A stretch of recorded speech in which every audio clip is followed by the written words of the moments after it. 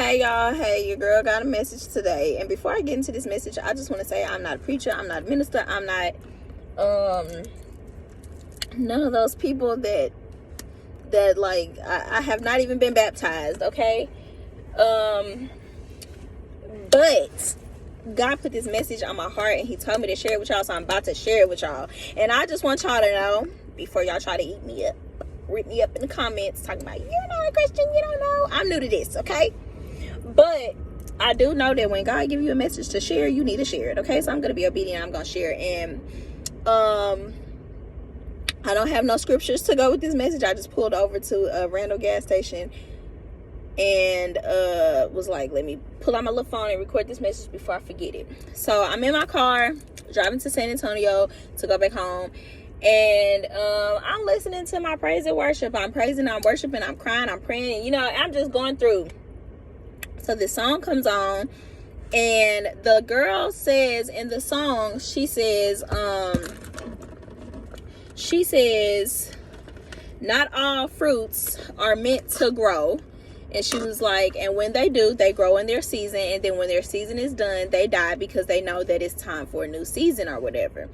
And basically what I gathered from that was, the message that I got from that was that we have a habit of getting on social media and telling our testimonies, right? And there's nothing wrong with that. It's nothing wrong with that. But a lot of the times when we hear people's testimonies, we always hear them saying like, oh, why does such and such have that and I don't? And why does that and I have that and I don't? And it's just like, not only do you need to stay in your lane, but right now is not your season for you to bloom. You know what I'm saying? Right now it's not your season. Like, you have to really sit down and be still and understand that we're all like fruits. Like, we don't all bear the same seeds. So what might be your season right now is not somebody else's season. And what might be somebody else's season is not your season. You might start the year off in a terrible position. You might have just lost your job. You might have just lost your car. You might have just lost your family. You might have just lost a parent. But that's okay, because that's just your seed getting ready to grow. Okay, you got to sit back and you got to be patient. You got to wait for your time, for your season, for your seed to grow and bloom into this. Because sometimes it takes some fruits months to grow.